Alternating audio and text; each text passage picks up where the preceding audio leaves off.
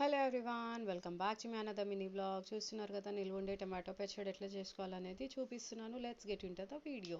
So first అయితే నేను 1 kg tomatoes తీసుకున్నాను. వాటిని మంచిగా వాష్ చేసేసుకొని డ్రై చేసి ఇలా పీసెస్లో కట్ చేసుకొని కడాయిలోకి అయితే వేసేసుకున్నాను అనమాట.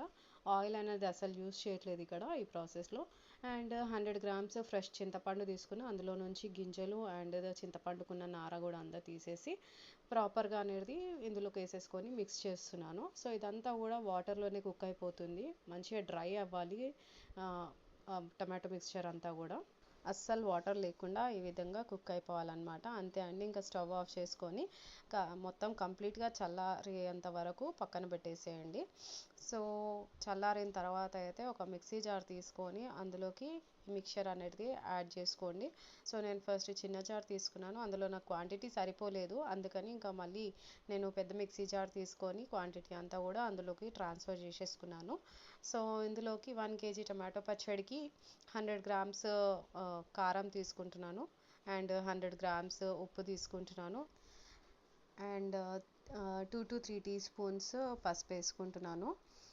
సో ఇవన్నీ కూడా ముందుగానే ప్రిపేర్ చేసుకుంటే ప్రాసెస్ ఈజీ అయిపోతుంది. సో అప్పటికప్పుడు తెప్పించి పొట్టు తీసిన వెల్లుల్లిపాయలు అనమాట 80 grams వేసుకుంటున్నాను ఇక్కడ.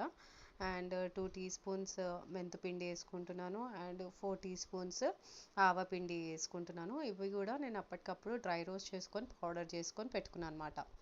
సో అంతే అండి, మూత పెట్టేసి మంచిగా మిక్సీ పట్టేసి పేస్ట్ చేసుకోవాలా. ఈ పేస్ట్ అంతా కూడా ఒక బౌల్లోకి అయితే తీసుకోవాలా.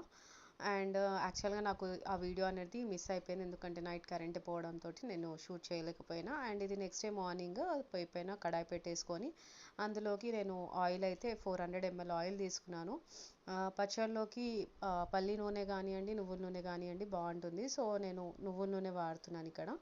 సో ఆయిల్ వేడెక్కిన తర్వాత అందులో 2 teaspoons శనగపప్పు వేసుకున్న, 4 teaspoons మినపప్పు వేసుకున్న. అవి వేగిన తర్వాత జీలకర్ర ఆవాలు కూడా వేసినాను, కానీ అది వీడియో అనేది మిస్ అయిపోయింది.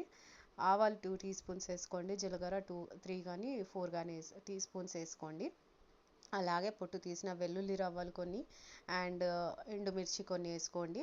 అండ్ నీట్గా వాష్ చేసుకొని డ్రై చేసుకున్న కరివేపాకు కూడా వేసుకొని మంచిగా ఇవన్నీ వేగిన తర్వాత ఇందులో ఒక teaspoon ఇంగువ కూడా యాడ్ చేసుకుంటున్నాను.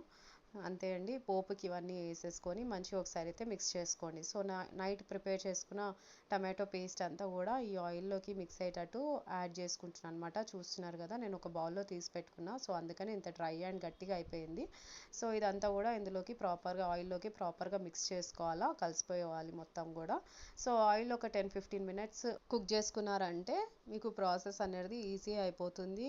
అండ్ ఎందుకంటే ఆయిల్ అస్సలు వాడలేదు కాబట్టి, సో ఈ స్టేజ్లో మనం ఆయిల్ వాడుతున్నాము. ఆయిల్లో మంచి ఒక 10-15 minutes దీన్ని కుక్ చేస్తే కనుక 4 to 5 months పచ్చడి అనేది మంచిగా నిలువ ఉంటుంది.